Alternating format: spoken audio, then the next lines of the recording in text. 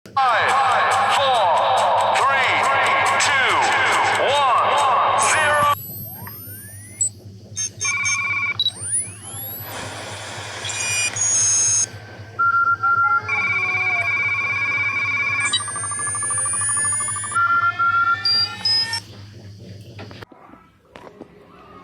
Assalamualaikum warahmatullahi wabarakatuh. Bismillahirrahmanirrahim. Dengan menyebut nama Allah Subhanahu wa taala yang Maha Pengasih lagi Maha Penyayang. Kami panjatkan puja dan puji syukur kehadiratnya yang telah melimpahkan rahmat, hidayah serta inayahnya sehingga kami dapat menyelesaikan video pembahasan tentang sistem demokrasi, hak asasi manusia dan politik. Selamat siang semuanya. Saya ucapkan terima kasih kepada Bapak dosen pengampu Henry Dalimunte MA selaku dosen pengampu mata kuliah Kewarganegaraan. Dan selamat siang juga untuk teman-teman yang sudah memberikan waktunya untuk mendengarkan presentasi kami pada kesempatan siang hari ini. Saya M. Arif Haikal Lubis bersama ketujuh teman saya, yaitu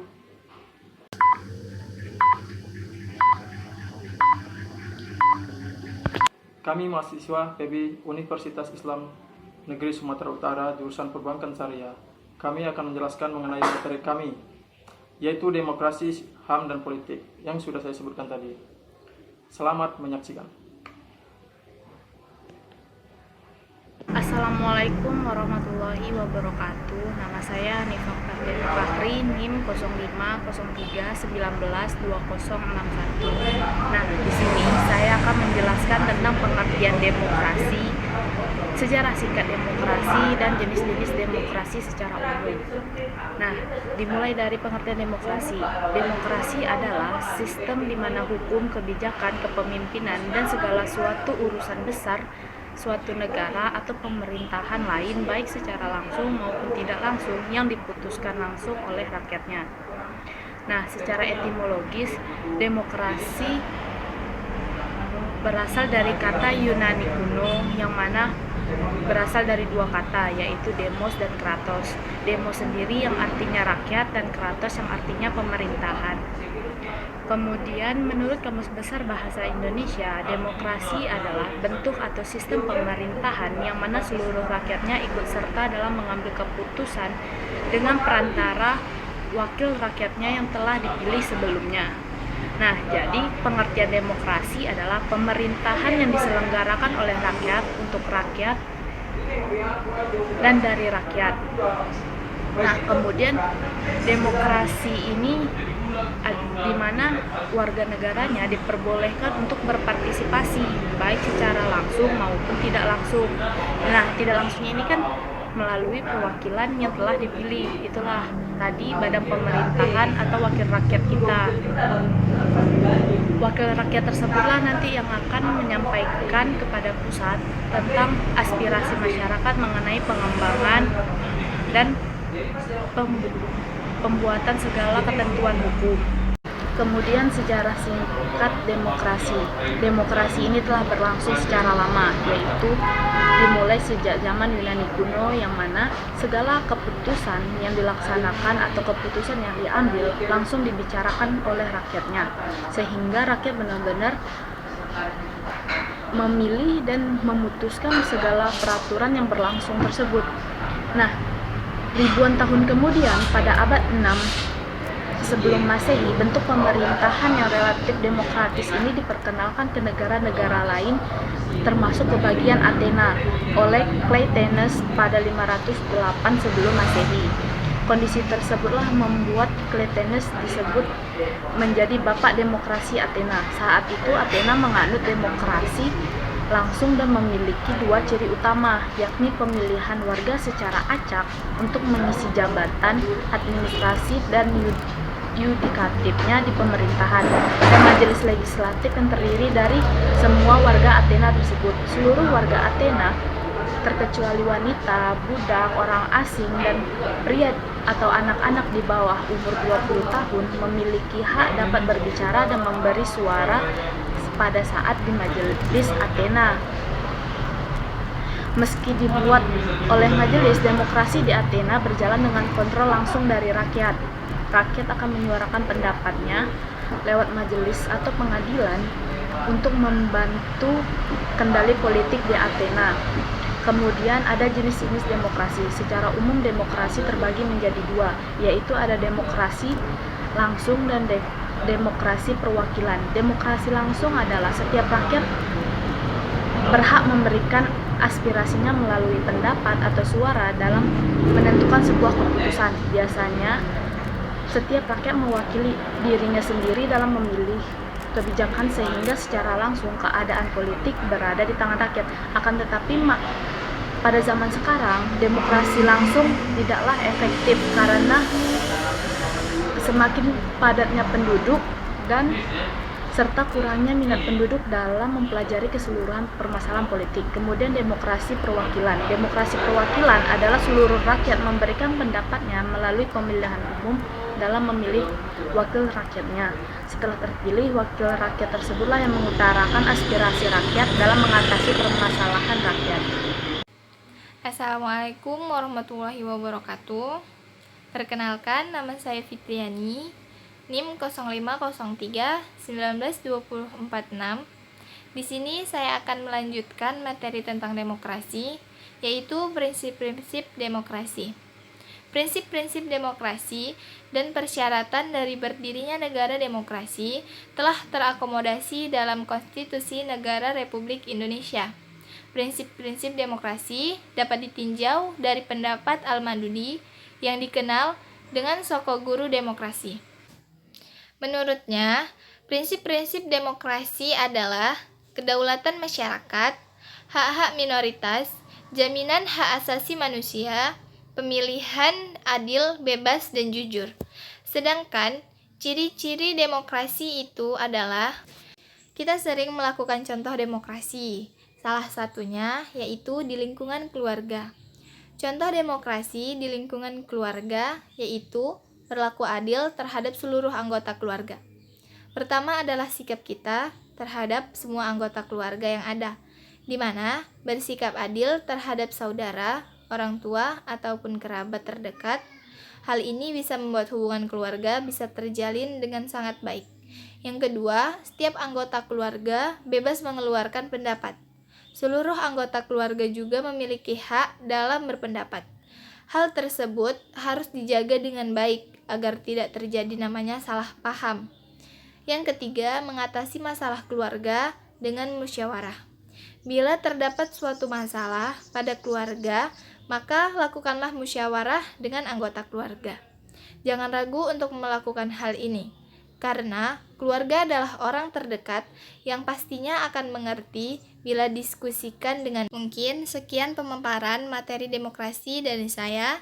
Saya akhiri. Wassalamualaikum warahmatullahi wabarakatuh. Selanjutnya akan dilanjutkan oleh teman saya. Assalamualaikum warahmatullahi wabarakatuh. Nama saya Ayu Elpina. Saya akan menjelaskan mengenai hak asasi manusia dan sejarah hak asasi manusia. Nah, secara umum, hak asasi manusia dapat diartikan sebagai hak-hak yang dimiliki seseorang karena keberadaannya sebagai manusia. Hak-hak ini bersumber dari pemikiran moral manusia dan diperlukan untuk menjaga harkat dan martabat suatu individu sebagai seorang manusia. Hak asasi manusia secara umum dapat diartikan sebagai hak-hak yang melekat pada diri segenap manusia sehingga mereka diakui keberadaannya tanpa membedakan seks, ras, warna kulit, bahasa, agama, politik, kewarganegaraan, kekayaan, dan kelahiran. Nah, menurut beberapa para pendapat seperti Hartilar mengatakan bahwa hak asasi manusia adalah hak-hak yang sudah ada atau melekat pada tiap-tiap manusia dan juga tanpa mempunyai hak itu maka pada tiap-tiap manusia itu tidak dapat hidup selayaknya manusia. Hak ini didapatkan sejak lahir ke dalam dunia. Nah, menurut John Locke, hak asasi manusia adalah hak-hak yang secara langsung diberikan Tuhan Yang Maha Esa pada tiap manusia ialah sebagai hak kodrati. Oleh sebab itu, tidak ada juga kekuatan pada dunia ini yang dapat mencabutnya. Nah, bagaimana dengan sejarah hak asasi manusia? Ternyata hak asasi manusia berawal dari dunia barat atau Eropa.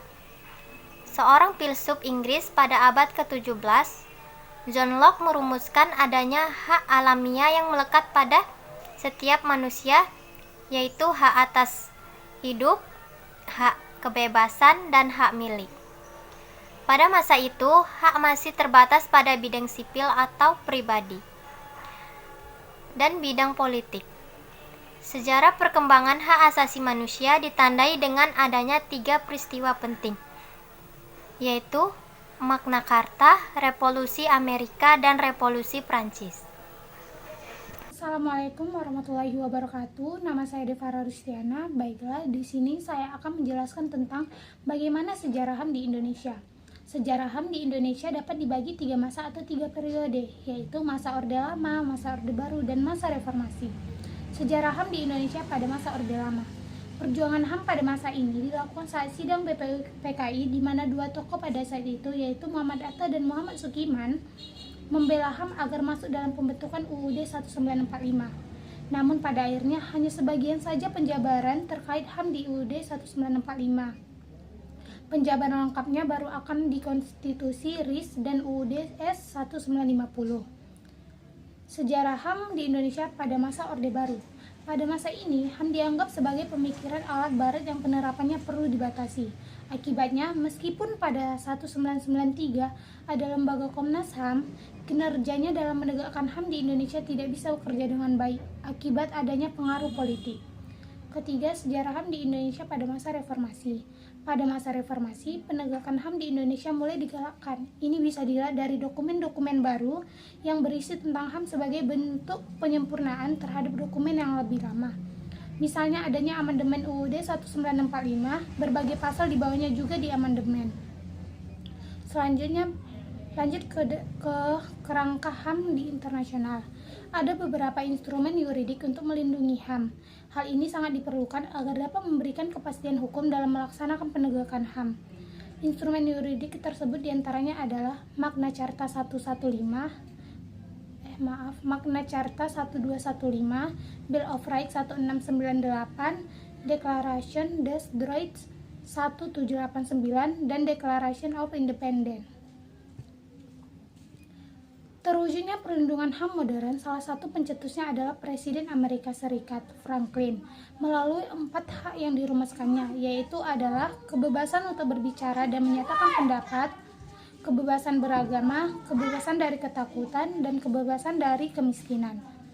Baiklah, selanjutnya bakal dilanjutkan oleh teman saya. Terima kasih. Perkenalkan, nama saya Sheila Anggraini. Di sini saya akan membahas sedikit tentang HAM dalam Konstitusi Indonesia dan HAM dalam Pancasila dan Undang-Undang Dasar 1945. Peran konstitusi yang pertama adalah konstitusi bertujuan untuk memberikan pembatasan sekaligus pengawasan terhadap kekuasaan politik. Tujuan ini berfungsi untuk membatasi kekuasaan penguasa sehingga tidak melakukan tindakan yang merugikan masyarakat banyak. Yang kedua, konstitusi bertujuan untuk melepaskan kontrol kekuasaan dari penguasaan sendiri. Bisa juga memberikan perlindungan terhadap hak asasi manusia, sehingga dengan adanya konstitusi, maka setiap penguasa dan masyarakat wajib menghormati HAM dan berhak mendapatkan perlindungan dalam melakukan haknya. Yang ketiga, konstitusi bertujuan memberikan batasan-batasan ketetapan bagi para penguasa dalam menjalankan kekuasaannya. Selain memberikan batasan-batasan untuk penguasa dalam menjalankan tugasnya, hal ini juga bertujuan untuk memberikan pedoman bagi penyelenggara negara agar negara dapat berdiri kokoh. Hak asasi manusia dalam Pancasila. Hak-hak asasi manusia dalam Pancasila dirumuskan dalam pembukaan Undang-Undang Dasar 1945 dan terperinci di dalam batang tubuh Undang-Undang 1945 yang merupakan hukum dasar konstitusional dan fundamental tentang dasar filsafat negara Republik Indonesia serta pedoman hidup bangsa Indonesia. Terdapat pula ajaran pokok warga negara Indonesia. Hubungan antara hak asasi manusia dengan Pancasila dapat dijabarkan sebagai berikut. Yang pertama, sila ketuhanan yang Maha Esa menjamin hak kemerdekaan untuk memeluk agama, melaksanakan ibadah, dan menghormati perbedaan agama. Yang kedua, sila kemanusiaan yang adil dan beradab menempatkan hak setiap warga negara pada kedudukan yang sama dalam hukum serta memiliki kewajiban dan hak yang sama untuk mendapatkan jaminan dan perlindungan undang-undang. Yang ketiga, sila persatuan Indonesia mengamanatkan adanya unsur pemersatu di antara warga negara dengan semangat rela berkorban dan menempatkan kepentingan bangsa dan negara di atas kepentingan pribadi atau golongan. Hal ini sesuai dengan prinsip HAM di mana hendaknya sesama manusia bergaul satu sama lainnya dalam semangat persaudaraan. Hak asasi manusia dalam Undang-Undang Dasar 1945. Alinea pertama, kebebasan untuk merdeka. Kemerdekaan adalah hak setiap bangsa. Alinea kedua, negara yang adil. Alinea ketiga, menyatakan kemerdekaan. Alinea keempat, menunjukkan pengakuan dan perlindungan terhadap hak asasi atau dalam bidang politik, hukum, sosial budaya, dan ekonomi. Rincian hak-hak asasi manusia dalam pasal-pasal Undang-Undang Dasar 1945 adalah sebagai berikut. Pasal 28A, setiap orang berhak untuk hidup serta berhak mempertahankan hidup dan kehidupannya. Pasal 28B, setiap orang berhak membentuk keluarga dan melanjutkan keturunan melalui perkawinan yang sah. Setiap anak berhak atas kelangsungan hidup, tumbuh, dan berkembang, serta berhak atas perlindungan dari kekerasan dan diskriminasi. Hak asasi manusia tidak dapat dipisahkan dengan hakikat kodrat manusia. Tujuan negara Indonesia sebagai negara hukum yang bersifat formal tersebut mengandung konsekuensi bahwa negara berkewajiban untuk melindungi seluruh warganya dengan suatu undang-undang, terutama untuk melindungi hak-hak asasinya demi kesejahteraan hidup bersama. Baiklah, selanjutnya saya akan melanjutkan materi tentang politik. Jadi, politik ini berasal dari kata Yunani yang berarti dari, untuk, ataupun yang berkaitan dengan warga negara. Jadi, apakah politik itu? Politik adalah proses pembentukan dan pembagian kekuasaan dalam masyarakat yang antara lain berwujud proses pembuatan keputusan. Jadi, politik ini bisa dikatakan sebagai seni dan ilmu untuk meraih kekuasaan secara konstitusional ataupun non-konstitusional. Jadi, politik ini adalah usaha yang ditempuh warga negara untuk mewujudkan kebaikan bersama. Lalu, politik ini merupakan hal yang tidak terlepas dari kekuasaan, sehingga dalam berpolitik kita dibutuhkan untuk penguasa yang dipercayai oleh rakyat dan untuk rakyat. Politik juga memiliki sistem politik yang di dalamnya yang memiliki unsur-unsur yang sedang berkaitan dan saling bergantung. Sedangkan politik berarti berbagai macam bagian kegiatan yang terjadi di dalam suatu negara yang berkaitan dengan proses menetapkan tujuan atau bagaimana mencapai tujuan tersebut. Oh ya, setiap politik ini juga terdiri dari dua unsur, yaitu penguasa dan masyarakat beserta organisasi yang di dalamnya. Selanjutnya, saya akan membahas tentang fungsi politik. Sistem politik merupakan kesatuan antara struktur dan fungsi-fungsi politik. Struktur politik dapat diibaratkan sebagai mesin dengan berbagai komponen serta fungsi masing-masing komponennya. Jadi, secara garis besar adalah fungsi pokok politik yang harus berjalan dalam sebuah sistem politik atau negara itu adalah yang pertama, fungsi merumuskan kepentingan. Fungsi ini menyusun dan mengungkapkan tuntutan politik dalam suatu negara. Itu yang kedua ada fungsi pemanduan kepentingan. Fungsi ini menyatukan tuntutan politik dari berbagai pihak dalam suatu negara dan mewujudkannya ke dalam berbagai alternate.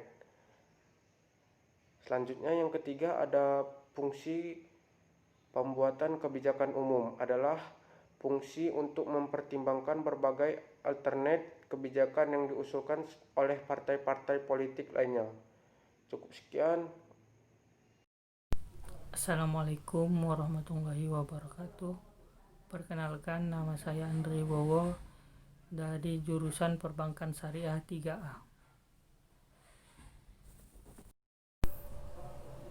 Baiklah, saya di sini akan melanjutkan penjelasan materi kami tentang politik. Yang pertama yaitu definisi politik. Politik berasal dari bahasa Yunani, yaitu politokos, yang artinya dari, untuk, atau yang berkaitan dengan warga negara.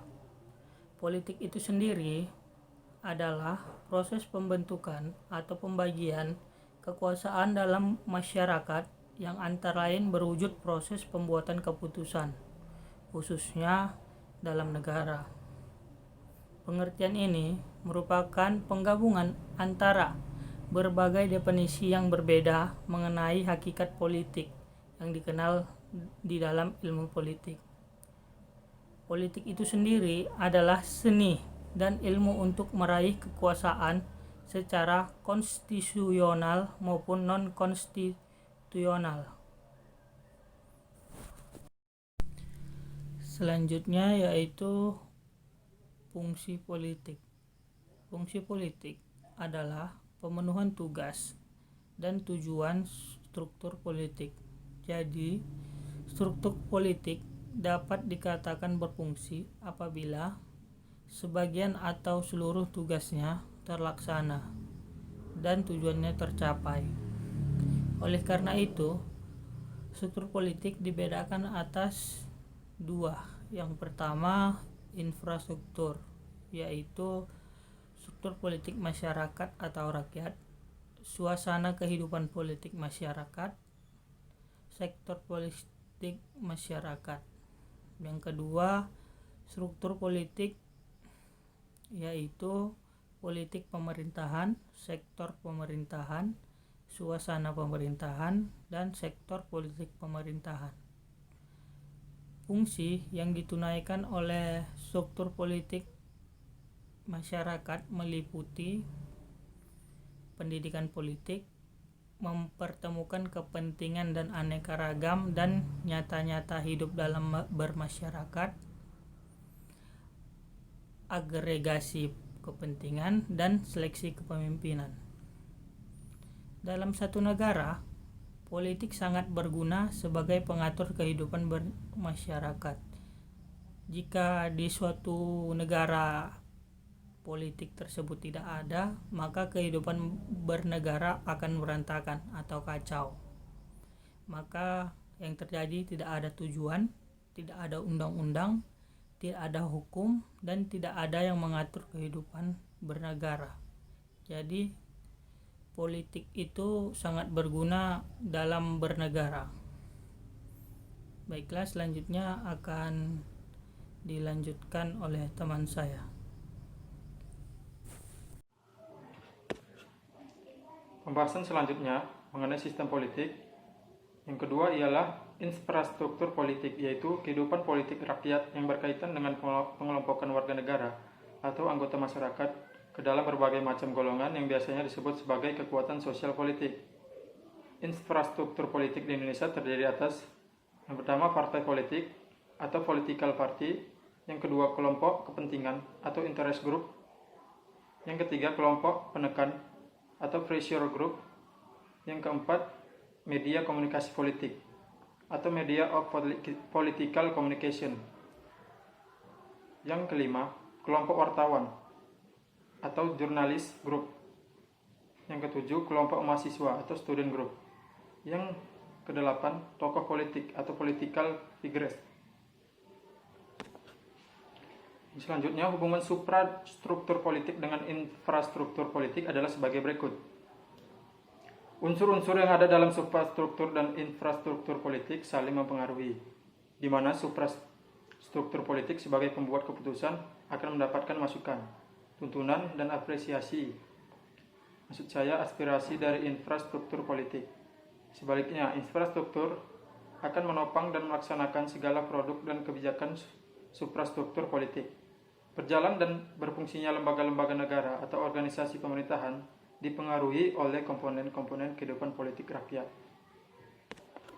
Baiklah, sekian dari presentasi kami dari kelompok 7 mengenai demokrasi, hak asasi manusia, dan sistem politik. Saya tutup dengan nasihat sebagai berikut. Baiklah, poin penting dari video pembahasan kami yang patut dicatat bahwa kepemimpinan dan kekuasaan adalah amanat yang berat dan berbahaya. Siapa yang diberi amanat seperti ini, hendaklah ia benar-benar menjalankannya dan jangan bersifat khianat. Jika ia menjalaninya dengan benar dan punya kapabilitas dalamnya, maka ia akan mendapatkan keutamaan yang besar berupa naungan Allah pada hari kiamat kelak. Semoga Allah memberi hidayah pada para pemimpin bangsa dan begitu pula pada kita, semoga dapat mengemban setiap amanat dengan baik. Dan semoga Allah jadikan negeri ini negeri yang aman sentosa. Wabillahi taufiq wal hidayah. Wassalamualaikum warahmatullahi wabarakatuh.